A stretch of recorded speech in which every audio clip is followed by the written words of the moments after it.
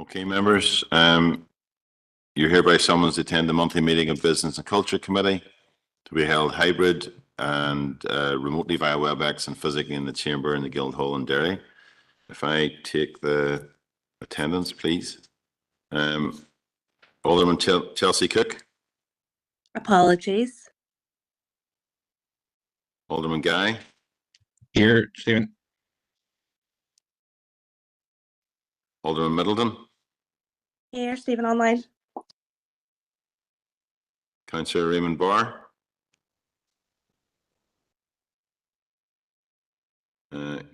Councillor Duffy. On Shaw, Stephen, and thanks to Anne Tom for stepping in today while I'm incapacitated. Councillor Farrell.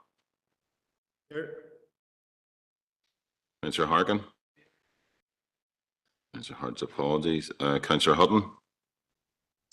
Online, Stephen. Councillor McDaid. Apologies. Councillor McHugh. Online here. Councillor Mooney. Councillor O'Farrell. Shaw. And Councillor Neelis. And Shaw. Thank you, members.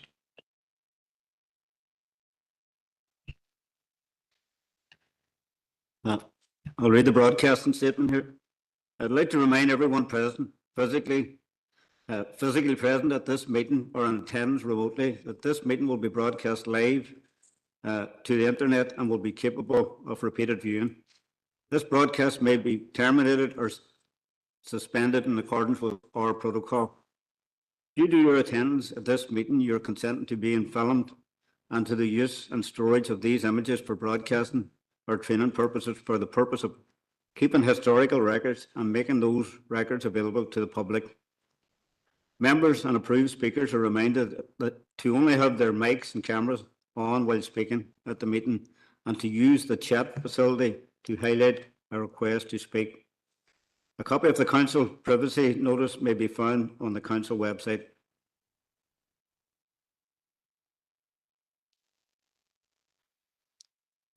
With declaration of members' interest.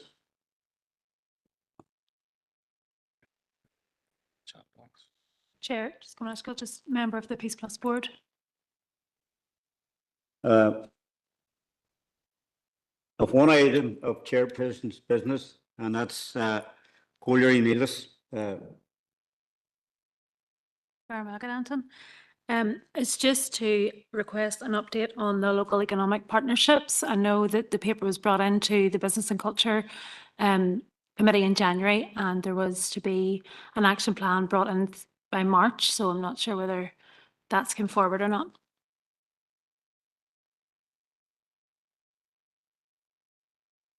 I can take that one. So yeah, absolutely.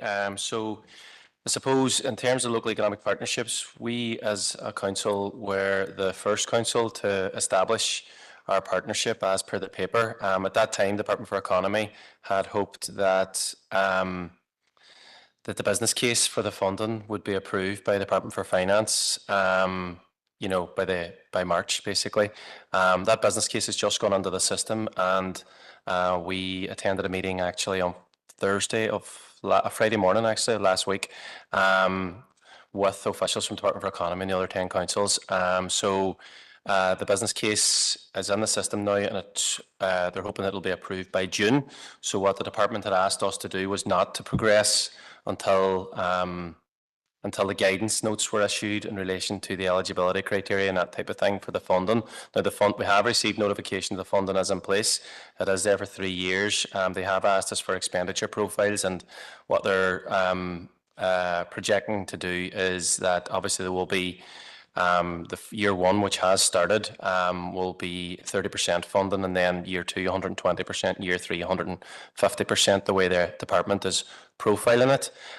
So until we get the guidance, we won't be starting the action plan development. As you know, that could become nugatory work. We're not in full, we don't have the full facts in front of us in terms of the types of projects. They have said that the two big metrics they're looking at are around the increase in median salaries, and the second one is looking at how you increase the percentage of tradable businesses within each of the council areas, in addition to the four big items around productivity, better jobs, decarbonisation and regional balance. So the intention is, once we get that guidance, which we're hoping to get in advance of the actual letter of offer, they're going to actually circulate a draft letter of offer, a draft memorandum of understanding, a draft action plan template, is to take a paper into committee once we have the full facts in front of us, and lay out a timetable in that regard. So yeah, I mean, we've had maybe 3 or 4 of the meetings now at this stage, and there's obviously people are keen to start getting their sleeves rolled up and get down into the nitty gritty, but we can only do that once we get the specifics from the department.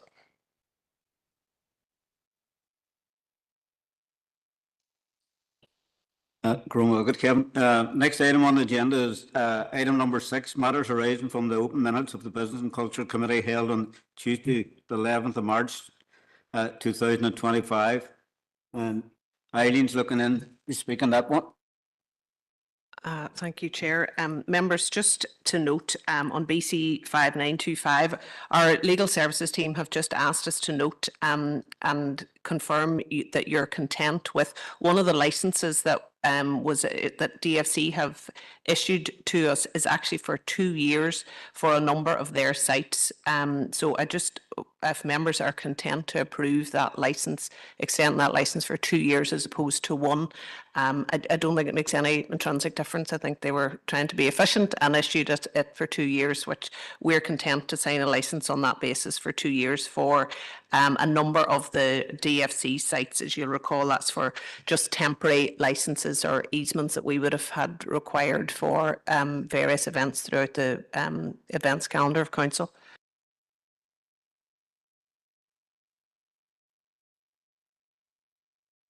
Is that for every DFC owned site, or is it specific ones? It is for 3 of them. I think it's specifically Foyle Street Urban Park, Meadowbank and McFarlane Quay, and the Score site in Strabane. I'm happy to propose that. Thank you.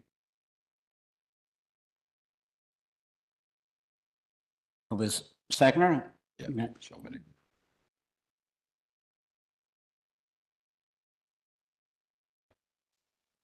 Sorry, next item on the agenda is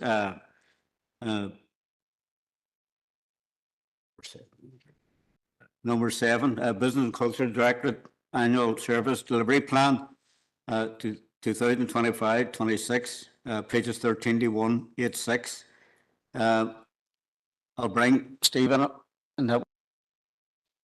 Thank you, Chair, and members will be aware that we bring this annual service plan for members' approval. So members will thankfully know I'm not going to talk through all the various aspects of the plan. It's very, very detailed. It sets out what business and culture will do over the next year.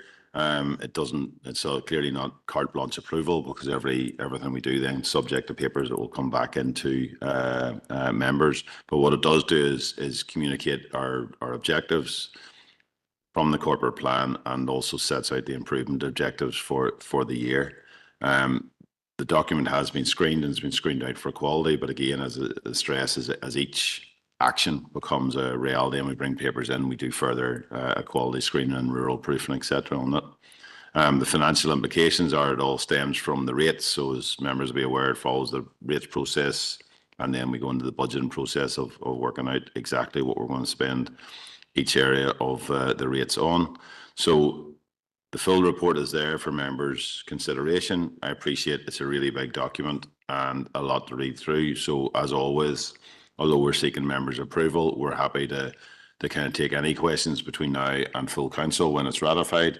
If there's any clarification or anything that we need to adjust, but otherwise it's there for members' consideration and approval. So happy to take any questions. Alderman Middleton, are you looking to come in there? Thank you, Deputy Chair. I also I put a comment in earlier that was just to declare an interest, but there's a delay in my chat box, so I'll do that when the item comes up. But I just wanted to thank Stephen and team for the very comprehensive report. I have read through it all actually 2 times, which has taken a considerable amount of time, so I can just imagine if it took me that long to read it, how long it took to put together. So thank you for that, and for your ongoing work. At the minute, I don't have any questions or clarifications that I need to put forward, and I'm happy with it and happy to propose if needs be. Thank you. Alderman Horsey. Thank you, Chair. I'm not a member of committee. Thank you for the opportunity of coming in. Under page 26 in the report, city and region investment opportunity in off-street car parking, and it's with specific to off-street car parking. I know the good work that's been done in my own DEA with regard to various car parks, but it also says on that page to ensure consistency of approach and accessibility. Could council officers take a look at Priest's Lane car park with regard to the lining, the car parking space lining at that particular location? And can we have an update at some stage as to the plans for off-street parking upgrade at Meeting House Lane? Now, I understand that may lie within the levelling up project, the next phase of that, I'm not sure, but at some stage could councillors be given an update as to the upgrade of that particular car park? Thank you, Chair.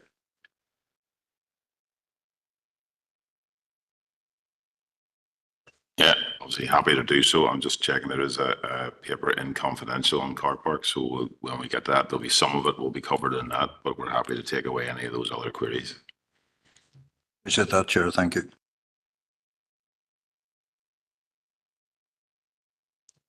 Councillor Farrell. Yeah, thank you, Chair, and thanks to the entire team at the Directorate. Obviously, the team achieved quite a lot in the last year, especially around festivals and events and Halloween and Maritime Festival and St. Patrick's Day and Christmas. So it's all really, really impressive. In terms of, I've got one question about one particular issue that I've raised a number of times in this chamber, and I don't see it on there for the business plan for this year, and it's about Mute Meadow. So we have this art installation at the end of the Peace Bridge. It hasn't been working at all since it was installed many, many, many years ago. I've raised it, I think, at least twice in this committee. I've raised it at governance and strategic planning. Feedback was that budget was in place. We were awaiting project management resource to finally make Mute Meadow operational. So I've got a question. Is anything going to be done this year about it? Thank you. Happy to take that one, Chair, and it will, at the end of my answer, it will go into, unfortunately, into the capital working group. So we have a budget set aside to do the works, and we got the project management resource, etc., and we went out for those works. Unfortunately, like a lot of things in the current climate, it came back higher than what we had set aside as a contingency. So we're in discussions, one with TEO, because aspects of the Mute Meadows also sit still within the confines of Ebrington, and then there's so much outside, so it's trying to split those out. There are also works that we need to do to make it less prone to breaking down, put it like that, in the future. So that's kind of enhanced to what the capital team would like to do, and kind of meant that the budget wasn't sufficient. So there is a deficit in the budget. So there's two aspects of what we can do. We can either do so much with what we have, or we can fix it properly, and that requires additional resource set to it. But that's a decision members would have to take in the round with all the other capital projects that we have on the table. So that has been scoped out. We have it priced, and that's going to be the capital working group. If it's not in the diaries, it's very soon in the diaries, because we've been working on those officers and pulling all these information together for members to be able to make decisions, and then that'll come in the GSP for decision. So we'll move if we can get approval to put the, and it's not a fortune of money. I mean, it's not by any means, but it just has to be a decision in the round with all the other capital projects that we have on the slips.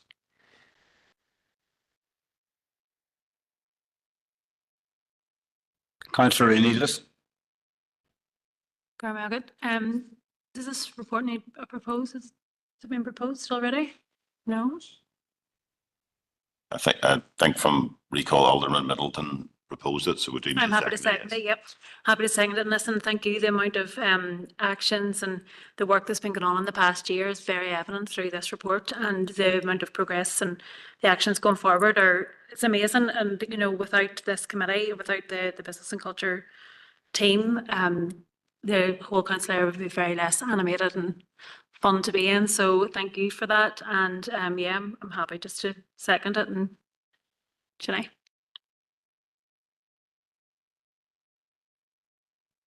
The next item is item number 8, the Guildhall Chamber sound issues, pages 187 to 190. I'll pass these over to Stephen again for that one. Okay, thank you, Chair.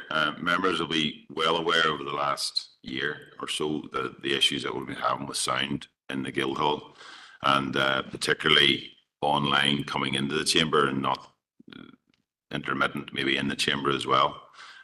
So working with the head of digital services, we've been looking at various options for members to consider. Clearly, the hybrid option is here to stay, so we need to make sure that when members come in remotely, they're clearly heard within the chamber, so that's an issue that we have to address. We have already addressed things like the old projectors, which were 13 years old, and we've replaced those, and hopefully there is a definite visual improvement where they're a lot sharper and a lot brighter. We're also out for tender for a loop system for both here and in Strabane, which will improve the quality for those who wear hearing aids, etc. But in terms of the actual chamber, we've looked at what do we do with the sound system and how far do we push this.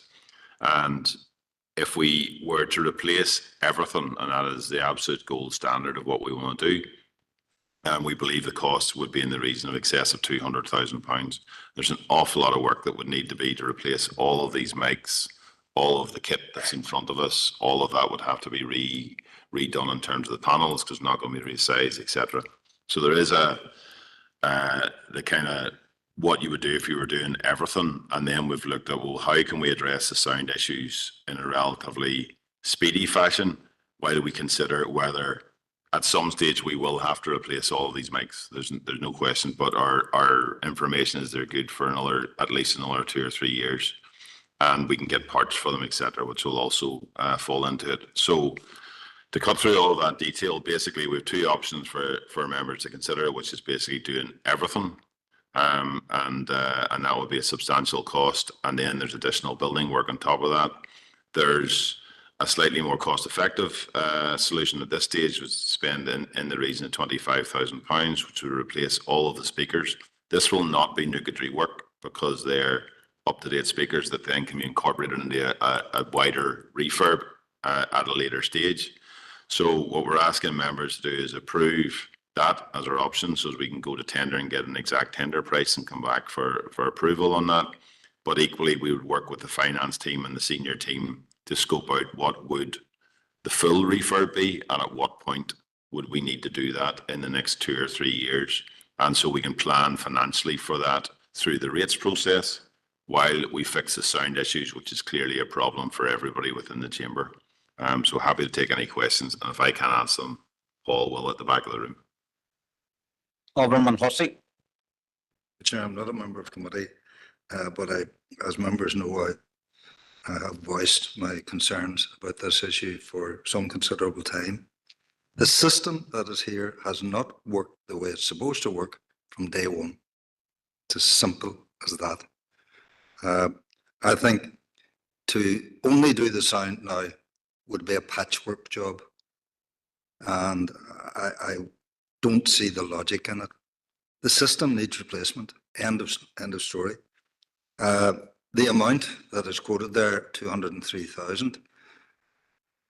If you leave it for another 2 or 3 years, that cost is going to go up and up again. We've seen the way costs on all projects rise and rise and rise. So my advice to the committee would be bite the bullet now, get the job done. I believe that recent developments with regard to roles and responsibilities of councillors, etc., will mean that there is slippage in the system that would allow this to be done. Thank you, Chair. Councillor Harkin. Thank you, Chair, and thanks to the officers for putting together this report and set of proposals. And I would be very reluctant to spend several £100,000 on fixing the sound system and fixing everything that we use here to communicate. But for me, this is about access and inclusion. And I want to make sure that everybody that participates at these meetings is fully comfortable, whether they're in person or online, to be able to do that. And so I'm not sure only spending 20,000 to do the sound will get us where we need to go. So, and I agree with Alderman Hussey. I think that it will become more expensive down the line if we don't try to address this right now. I think this is a very serious issue. For me, I would be looking for input as well from an organisation like RNIB and others to say, right, what's the best way to proceed here? How do they think that this approach by the council would work? In terms of the decision, I would like to actually put the decision off to the full council meeting, because I do think that this warrants a discussion by the full chamber, because yeah, it is going to be one that, you know, people, there are members who have struggled more than others with sound and accessibility, and I wouldn't want to make a decision without them participating in the discussion about this. Thank you. Councillor Harkin, I have an issue with sound myself. In the chamber here, I have no bother with the sound. It's only online stuff that I have any bother with. And if I'm online myself, I've no bother with the sound. It's when I'm sitting in the chamber here and somebody's talking online, I have trouble. I wear 2 hearing aids and I can adjust them up or down or whatever. But that's the only problem I have. I can hear the least wee thing in this chamber, but it's the online stuff that I have the big issue with. But again, we have a decision to make, and I think you might be right. It might be an idea to defer it to full council, because there is going to be a lot of work involved. All these worktops are going to have to be rerouted and the whole that. It's going to mean a lot of work. So I think it might be an idea to defer it to full council.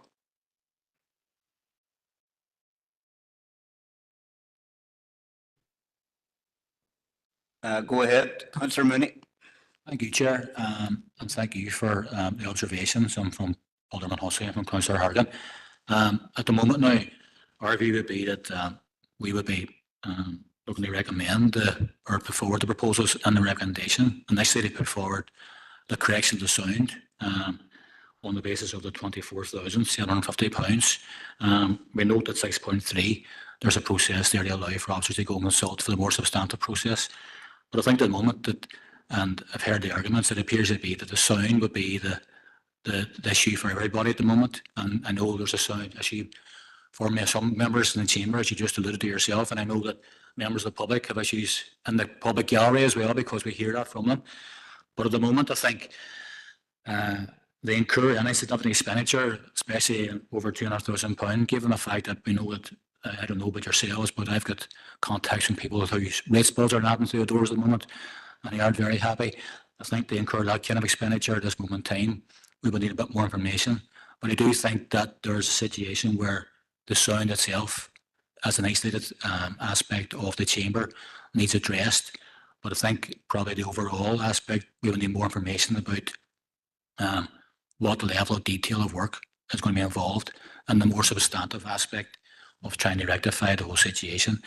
At this moment in time, we don't have an issue with deferring it to full council, But our provisional position would be that we would be accepting the recommendation as in the pack for the £24,000 aspect on the correction of the sound itself per se. Thank you, Chair. If I could just maybe come back and maybe to just, I suppose what we're asking for is to fix the sound issue. We can do this quite quick. It's a relatively small amount of money, and that will address a lot of the issues that members are having. But we're not saying that that's it. We need to scope out, and if that means members would like us to do that quicker than what I had suggested, that we did, because I say our information is the mics, etc., will last for another couple of years, but we can fast forward in terms of the wider, bigger scheme, which clearly, as Councillor Harkin's point, we need to look at all areas of accessibility, not just it's visual, it's sound, it's everything. And if we wait to do any works to improve that until we've done that, then that will take quite a while to scope out. If we fix the sound issue now, that money isn't wasted because we would be replacing the speakers anyway as part of the wider issue. I say we believe in talking to industry that will address a lot of the sound issues, but then we need to look at all of the aspects of how we make sure members and the members of the public as well can interact and can be involved in a full as much fashion as possible, and what that wider project would look like. But we can do that a lot quicker if that is what members wish and that becomes a priority. But I would recommend that we proceed with at least at this stage replacing the speakers would be our firm recommendations, officers, but we can fast forward the larger piece of work if that is what members wish.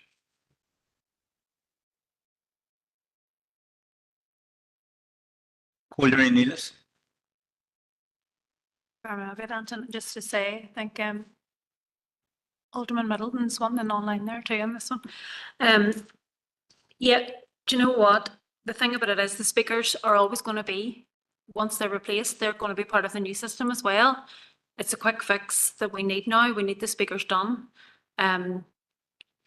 If the whole system has to go away and there has to be consultants and everything brought in, how long is that going to take for even the sound part of the accessibility to be right? So I would be of the mind to say that the best thing to do would be to approve the recommendation that we go ahead and get the sound system sorted first, and then look into the consultation of the pricing and the whole system after. At the same time, I appreciate the fact that there are other councillors that might have an opinion on this that want to bring forward a recommendation. So I would also be happy for it to be deferred to full council for decision.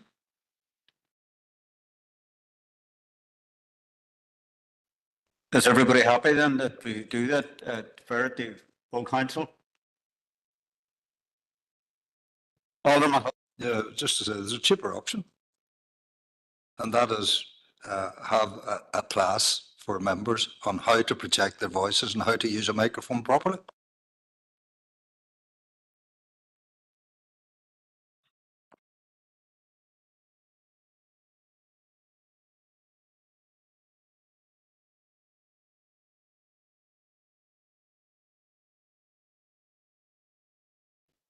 Item number 9 is Northern Ireland Enhanced Investment Zone, EIZ, pages 191 to 206. I'll ask Stephen to speak on that, please.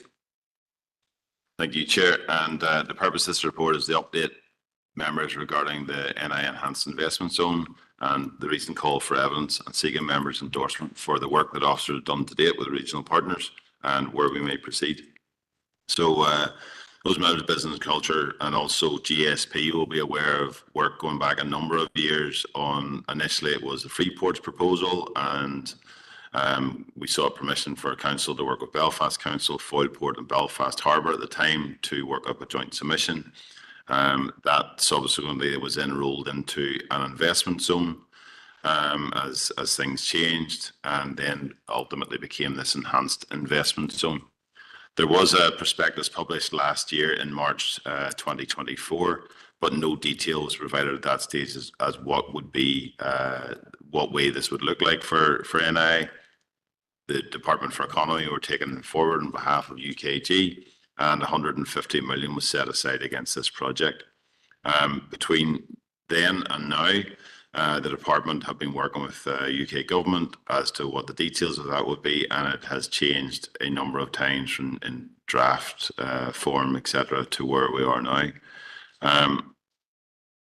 We continue to work with partners, Foyleport, Northwest Regional College, Ulster University, and others to see what a zone may or may not look like within the context of our council area, how it would link with City Deal, how it would link with University Task Force and the things that are progressing within the council area, and what a proposition might look like. But all of that was in the absence of any guidance.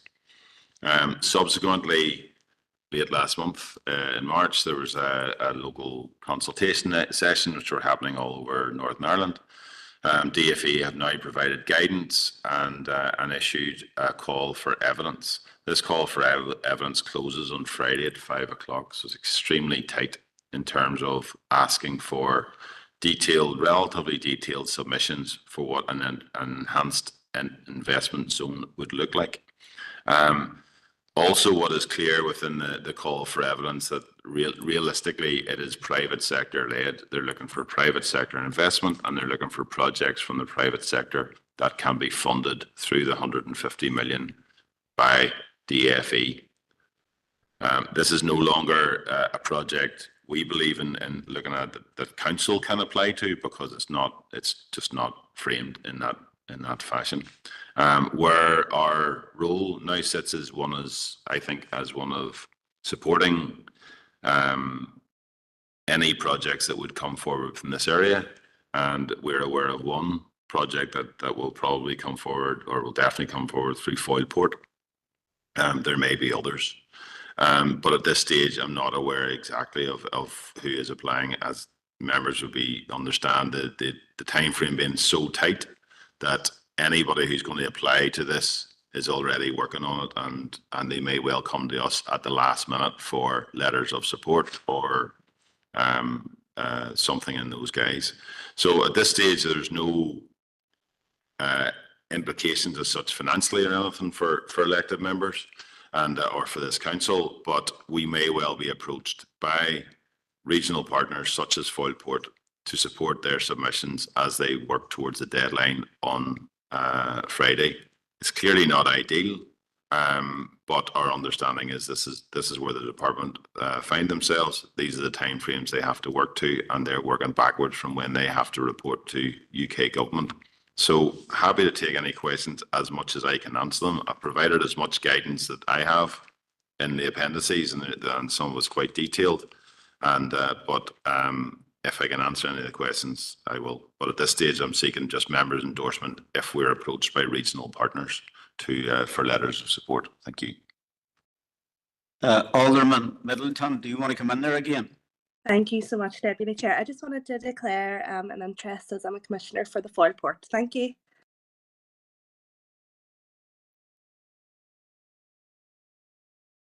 Councillor Harkin. Thanks, Chair. Thanks, Stephen. Could you just remind us what the Foyleport proposal is, or do a quick outline on that if you can?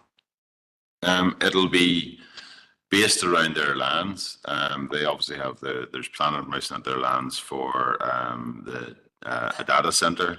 There are other projects that they're working on there. So ostensibly it's not for the data centre, it's for the lands that they will be working on to develop there. The department, within the guidance notes, there are potential for fiscal levers, and members will be aware in the past we discussed these, and certainly as a body we were not keen as council on fiscal levers, which may be enhanced capital allowances or reduced rates or etc. For those. Although they are in the guidance, Department for Economy have stated they're not keen on fiscal levers either. They would prefer that it's project based. It links to advanced manufacturing, links to productivity, links to jobs. So the port will have to shape that to fit that proposal. It'll be based around their land and the growth around where they see the data centre leading to other opportunities in advanced manufacturing and the digital services.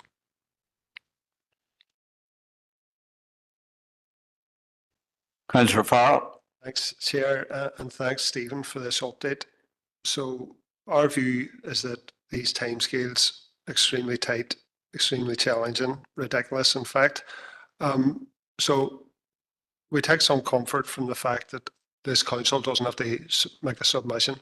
But has there been any communication or feedback from Foyleport regarding their potential application, whether they can do it in time? Because what we don't want is that there is a valid proposal from Foyleport that could get a share of this £150 million fund. It can't be accepted because it's beyond the timescales. So is there any feedback? Is it ready to go on Friday, basically, or are you in a position to comment on that? I wouldn't comment exactly for Foyleport because obviously they would comment for themselves. But my understanding is they intend to make the time frame and put a submission in before the cut-off point. I mean, it clearly states in the guidance and the call for evidence that although it's 5 o'clock, DFE may take an application after 5 o'clock, but it might not be considered in the first pass. So realistically, anybody who wants to be considered needs to have something in by 5 o'clock on Friday. So the port will be putting a submission in. It'll be as good as they can make it, is my understanding. Alderman Hussey. It's just a brief comment, and I appreciate what Councillor Farrell's saying there on timescale. But if I remember correctly, from my time when I was on the commissioners on Foyleport, this is the sort of thing that the direction that they were looking to go in anyway. So I would imagine that the preparatory work is there, and they may have things that are actually shovel ready. The thing that I'm surprised not to see in there is a link up with the airport, because there was talk of an extended enterprise zone at some stage, taking all of that into account going forward, an extended enterprise zone among the ports, the airport and the seaport, not to mention landport, with the potential for rail stop or whatever along the development of rail in the area. Thank you, Chair. If I could just come in, the DFE guidance, and if you read through it, are very much moving away from a fixed zone and looking at projects. And that is part of the problem for us, in that if we had had the time, and I mean, when I say we, I mean the region had had the time properly, this would have been tied up with expansion of university, looking at undergraduate courses. It would have been tied up with the Northwest Regional College, looking at apprenticeship opportunities. It would have been there would have been a lot of, I think, a lot of ways that this could have knitted with City Deal, University Task Force, and other things that the council are doing in a very joined up way. There is simply not enough time for anybody, be it Foyleport or anybody else, to pull all those threads together. So at best, what they can probably do in their submission is allude to it if they get past this first sifting phase with DFE. But whereas the zones were always envisaged to be geographical areas, this proposal is very much looking at projects and what projects the private sector can bring forward. That is definitely a distinct difference in how it will be looked at in this region as opposed to everywhere else. So it does cause some issues, but it'll be, I fully expect Foyleport to meet the time frame based on what the work they've already completed. Collier Niels. I'm happy to endorse airport. Councillor Harkin. Thank you, Chair. Look, this has been a useful discussion, and obviously there's an issue with the time frame. There's an issue with the changing nature of the proposal in terms of what it started out as and what council was working towards. But I wouldn't be comfortable having a council endorsement for a proposal we can't actually see. I think that is not a good way of proceeding. So I am happy with the part that says we engage with partners, but before the council would give its endorsement to a proposal, I think members have to see what it is. And look, there are issues that I would be concerned about in terms of oil port and data centres, and the British government is clearly making a big push around expanding defence spending in the north. You look at the investment in fields, that I don't know if that's going to be tied up with what the British government want to do here. So for all them reasons, I would want to see what the proposal is before I would agree the council should endorse it. So interpret that as necessary, but I don't think I would sign off on a intervention that was going on Friday from the port without being able to debate it, see it and debate it.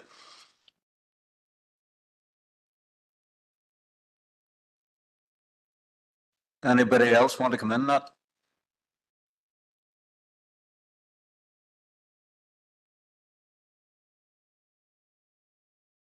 Just briefly, Councillor Chair. Farrell?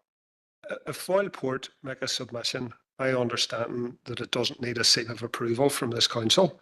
That is a decision they've made as a separate body to this institution. So we don't need to sign it off. We don't need to ratify it. Whatever they do, they do. If they come looking for a letter of support at some stage in the future, we will judge it on its merits. So that would be our view on it, to be honest.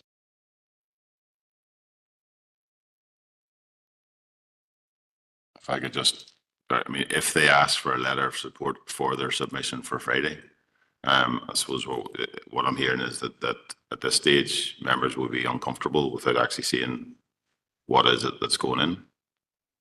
You're quite right, Councillor Farrell. They don't need our endorsement to do it. They don't need our support. It's a call for evidence. Anybody can go in, and there may well be others that we have no knowledge of that will go in from this council area.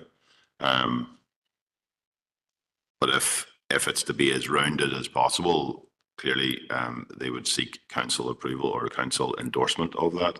But if we can't do it within the time frame, then we can't do it. And I would feed that back to them if they come to me between now and Friday.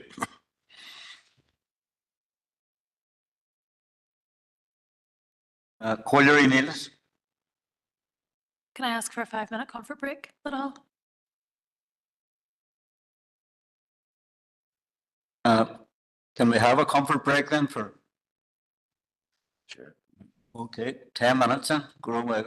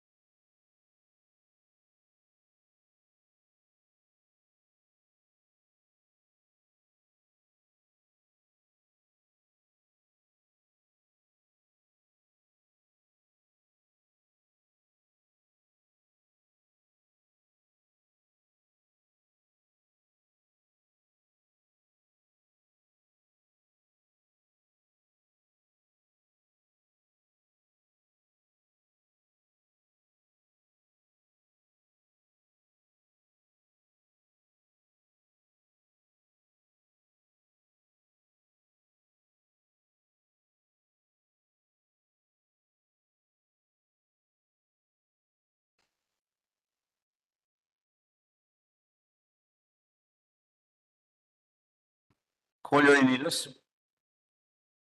Garmagat.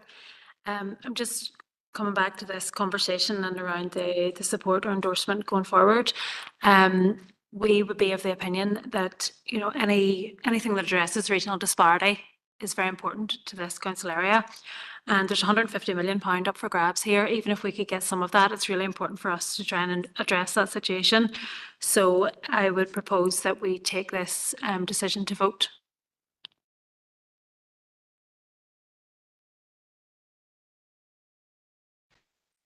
Okay, we're happy to put it to a vote.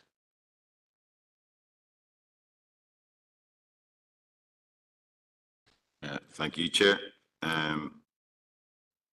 So to be clear, the vote is whether they accept the recommendation or not for members. So Alderman Guy.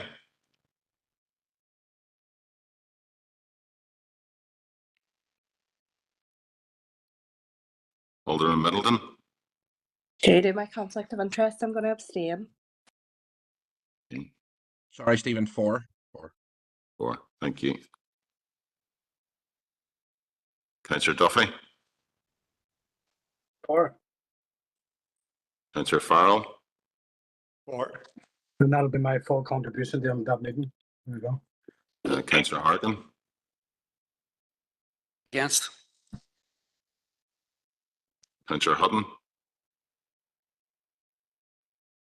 4. Councillor McHugh. Say that again, sorry? Yeah. Oh, fuck. Councillor Duffy, could you mute your mic, please? Councillor McHugh. 4. Councillor Mooney. Councillor O'Farrell. 4. Councillor Neelis. Ta. Member, that's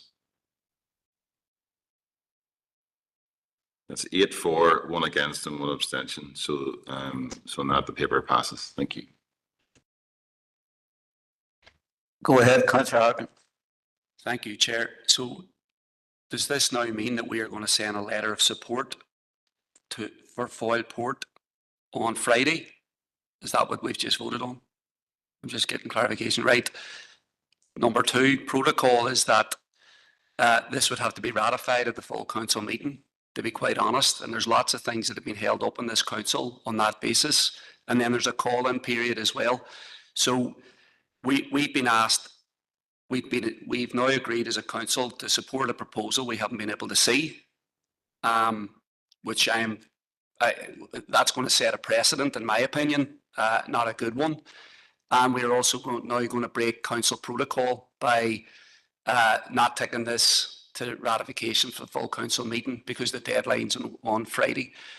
I just think that this is not a good way to proceed because there will be more, there will be future proposals. Is there going to be future proposals that the council can't see and that we're just going to endorse? I don't understand that logic. Just for clarity, the only bit that I could possibly comment on, Councillor, is that if asked, then I will provide a letter of support, but I'll let members know that I have been asked, and I'll ask for a copy of the proposal if that's okay, and we can circulate that. This is, I'm sure, it's not a problem, or at least a version of it. But it's only if asked that I will come back, and it's not just Foyle Port. If others come out, and there may well be others that are looking at this, if they approach us at the last minute, it's due to the clear tight time scale. If I was approached and I hadn't brought this to elected members, I have no guidance. I certainly couldn't do anything. So it's to get a view, but I certainly wouldn't do it unless I'm asked, and I wouldn't do it unless I inform elected members that I have been asked to do it.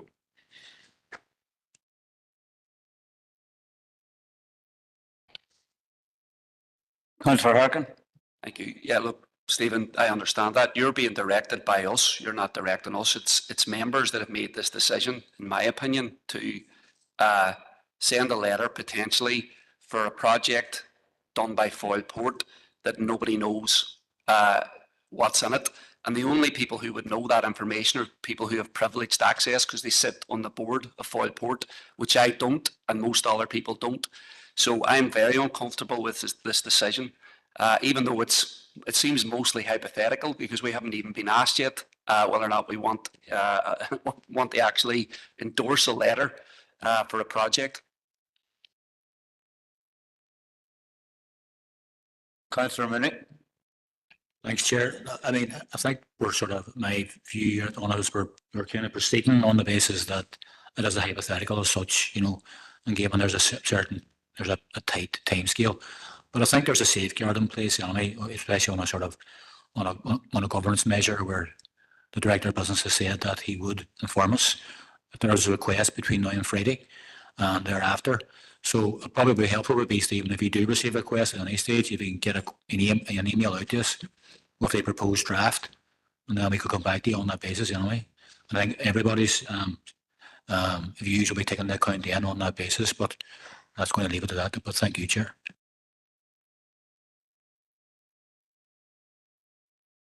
Moving on to item number 10, Strabane Summer Jam Festival 2025, pages 207 to 210. Eileen, do you want to cover? Chair, members, the purposes report is update you for plans on this year's Summer Jam Festival in Strabane and to seek your approval for the budget expenditure for same and to speak specifically about a couple of additional items to the Summer Jam this year.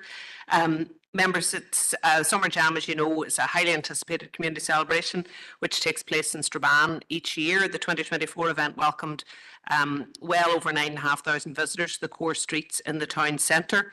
This year's event is proposed to take place on Saturday, the 7th of June. The major components of the festival are set out in the report. They include family fun activities, arts and craft, market, live music and a fun fair. This year it's proposed to bring in a Summer Jam music trail, which would be later in the evening. It's proposed this would be the first time the music trail would be introduced to the Summer Jam. It would allow the event to develop further and allow further growth options. The music will be across multiple genres and types and is designed to help showcase local talent across the town's pubs and venues, as well as to support and promote the local music scene. The model proposed for its development is similar to the setup for the City of Derry Jazz Festival, where local pubs will host a series of live music events through a subvention scheme for artists' fees at 50% contribution from council and 50% contribution by the pub or venue, which is the rate at which the City of Derry Jazz Festival would have started. It's also proposed to launch a street art festival at the event as part of our ongoing commitment to arts and culture. The Summer Jam Festival will serve as the launch of a street art initiative within the arts and culture programme. A small piece of street art will be produced, marking the beginning of what will hopefully be a long-term project that will further contribute to the district's artistic vibrancy. And officers are working up longer-term proposals for a street art series over the next 3 years. And discussions are ongoing with Strabane Bids, Strabane Community Partnership, the Education Authority, Housing Executive, and the Council's Events, Arts and Culture and Regenerations teams. It's estimated that a full street art programme would cost between 20 and 40,000. But we're working together across directorates and agencies. It's hoped that budget can be found to develop this programme. And just to note, within the Summer Jam, obviously that they're the cost for a long-term project, but it's envisaged that £3,000 be allocated through the Summer Jam programme as a contribution to this project from the events side, and to start this and develop an initial project as part of the Summer Jam. And officers will continue to work alongside all partners to source additional funding and further funding for street art initiative. The overall rates allocation for Summer Jam is 20,000 with a marketing budget of £2,000. The Summer Jam again is expected to attract a significant audience and does require financial investment in order to develop it further. There is no funding currently in place for the new music trail initiative. It's estimated it would cost in the region of £10,000. The involvement of local pubs and venues is critical to the success of the festival, and a call out has been issued to them to encourage their participation. A final cost of the programme can't be estimated until that process is complete, but officers are proposing that £5,000 be allocated from other in-year savings towards this project in order to develop this as a proof of concept, and you're asked, members, to approve this allocation in the first instance. This is temporary for this year, and if this programme proves to be a success, additional funding for future years would form part of a rates ask. It's hoped that the remainder of the funding will be sourced through Strabane bid and possible sponsorship options. And members, you're asked to approve and support the Strabane Summer Jam Festival 2025 and approve the additional funding required for the Street Art and Music Festival. I'm happy to take any questions.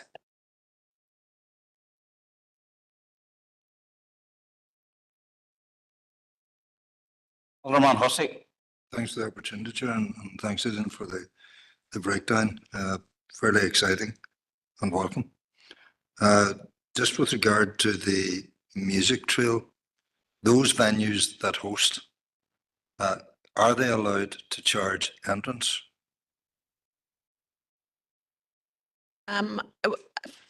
Probably, yeah, I think so. I mean, if they particularly want, yeah, that's the arrangement that they want to propose. Thank you for that clarification. It's just councillor contributing to the entertainment along with the venue, so the venue can charge if they wish. It also mentions local artists. How local is local? For example, if a group of musicians from Lifford decided they wanted to take part in the Strabane Music Festival, they're outside the council area, but would they still class as local in that circumstance? Well, I think we're keen to develop as wide a list of performers as possible to make, and currently we're doing that we're developing a list at the moment for all of our events and initiatives, including this one. So, so I think, yeah, I think anybody really would be welcome that's interested in performing. I welcome that. And a final one. I think you've alluded to it there. Councillor developing a list of potential artists, is that correct? And if so, how do artists get on to that list? Yeah, so I knew you'd asked that question. I had the details there. It is currently on our website, and I'm happy to share the link. And there's been quite a bit of a call out to various groups that we work with. It is it's pinned on the Alley Theatre social media at the moment, and it's also on our website, and we've been doing quite a few call outs, but I'm happy to circulate the details and links for anybody that knows of any artists that are keen to get onto those lists. I know there's been quite a bit of interest to date. We've been using just our usual channels to promote it, but it is on our website, and it's pinned to the Alley Theatre social pages as well. Can that link be sent out to councillors? Yeah, I'll do that now before the meeting's over. Holder McHugh, Erlina, online. Thank you, Chair, and thanks for the report as well. Just in welcoming the report, as it states in the report, quite rightly, the Summer Jam is highly anticipated in Strabane every year. And I know that each year, council officers have sought to build on the Summer Jam and make it an even bigger event every year. And we see that within the report with the addition of the music trail and the street art. And I couldn't not but mention the work of my colleague, Councillor Barney Hart, who's been very proactive and working with the council officers to ensure that the event is enhanced, particularly the street art aspect of it. So credit where credit's due, and I'm happy to endorse the report.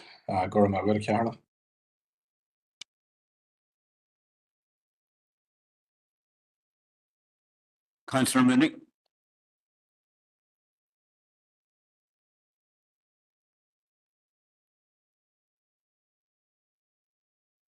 Go ahead.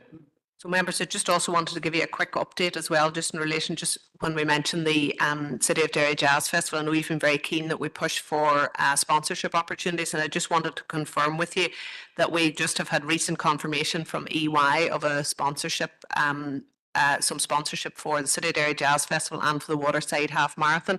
So as you know, they're about to open a new facility at Ebrington, and they've been talking to us. As you know, we've been working extensively over the last couple of years to try and secure sponsorship, which has been very challenging. But just that's a little bit of good news, which and I will share as that detail becomes more clear. I will share that details directly with members, but just to confirm, they have confirmed that sponsorship, and there will be some media coverage around that as well in the coming days in the run up to the Jazz Festival, which, as you know, is the first weekend in May.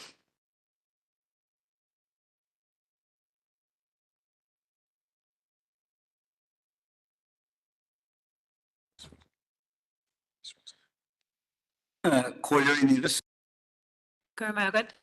Just to say that we very much welcome that news, and brilliant, and you know, I'd appreciate how difficult it has been to secure those sponsorships, so delighted to hear that. The next three items are open for information. If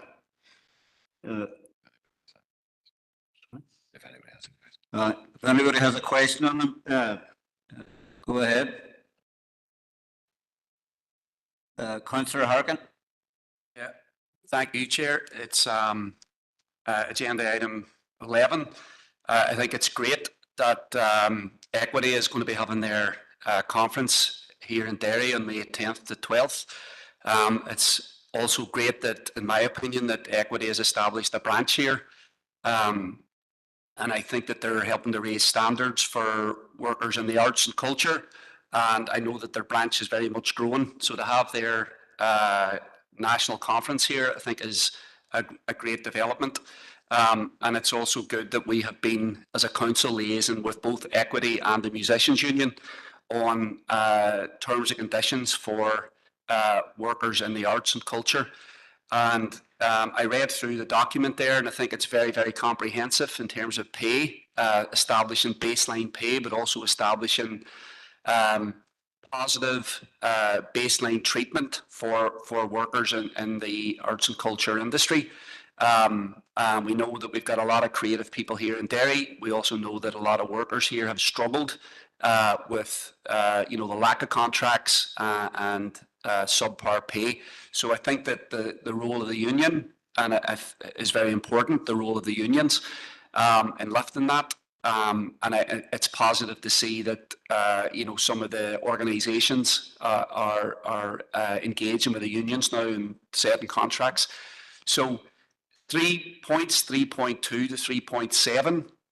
I know we're only asked to note the report, but it seems to me like I want to give my vote of confidence to what the council and council officers are doing, because I think that list of goals and objectives is actually what we should be doing as a council in terms of engaging with workers, but also engaging with the Musicians Union and with Equity. So I would propose, in addition to noting that we actually support the items 3.2 to 3.7 that are contained in the report. I think that and they relate to fair pay, carbon fair pay, ensuring minimum wages for commissioned practitioners, carbon reduction, encouraging eco-friendly practices, safety, prioritising the safety of performers, access and diversity, supporting inclusivity and accessibility. That's really what's contained in 3.2 to 3.7, and I think that these are very positive developments, and I think they're ones that the council should be supporting.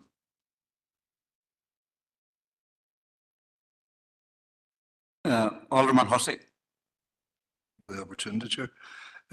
Just a couple of things. I can see where Councillor Farrell is coming from. 2.2, the 3-day conference in May. I would see that as a good opportunity for council to engage actually with Equity and with the Musicians Union during their actual conference. I don't know if that could be looked at some stage as to how local government and the events that they organise can work alongside Equity and their ideals. With regard to minimum wage for commissioned practitioners, speaking from experience, minimum wage for a one-man band, for example, and most of them are part-time actually, is about £80 an hour plus travel expenses.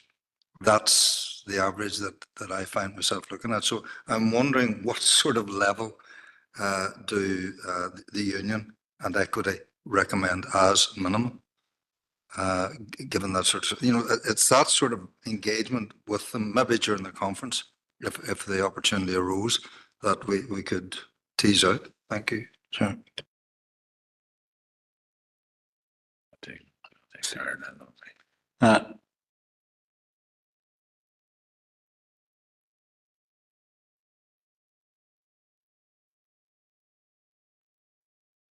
Alderman Gary, do you want to come in there?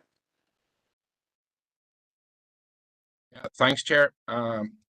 Just following up on what the other two speakers were saying there, and I agree with both of them, but listen, I know that everybody in the chamber there and online is all in favour for artists receiving a fair wage for their talents, but are we in danger of cutting out such performances due to funding? We've all seen how funding has been cut for different run council events and so on. And my worry would be that artists such as performing at these events would be cut or reduced at least. And tell me what currently performing artists at any council events, are they paid on an hourly basis or per gig? I'm not going to ask how much they get paid at the minute, but because I know they'll be in discussions with the unions and all, probably, as my colleague was saying there, Alderman Hussey, but just what way are they paid? Is it by hour or per gig?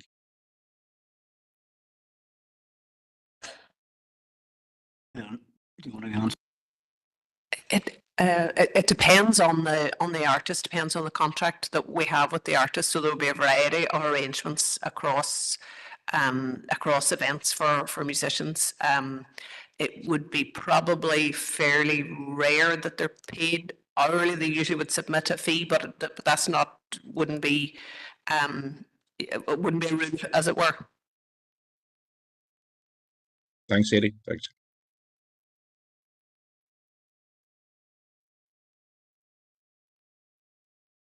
Any other questions?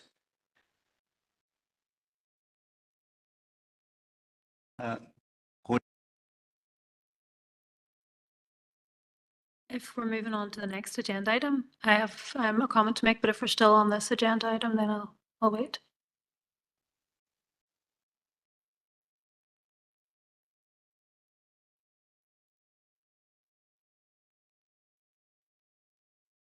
So just to come back to Alderman Hussey, I know you'd asked about the conference. I know officers are engaging around the equity conference, but I'm happy to see if that can be extended to elected members and come back to you.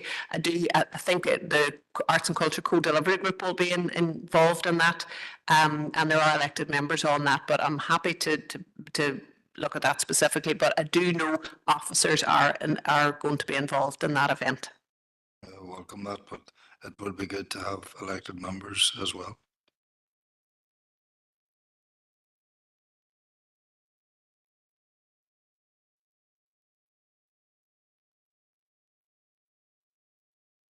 Chris, go ahead. It's just to come in on agenda item number 12 to congratulate and thank the museums team for all their hard work that they've done in the past year, their wide range of exhibitions and their extensive community engagement. I personally have worked with them through my role in St Colum's Park House, and they have been extremely engaging and helpful to me at any point that I've ever needed them. To congratulate them on the funding that they've received this year through the National Archives, in which they've been able to employ another member of staff. So yep, just brilliant work from them, and I'm looking forward to see what they have coming in the following year. Margaret.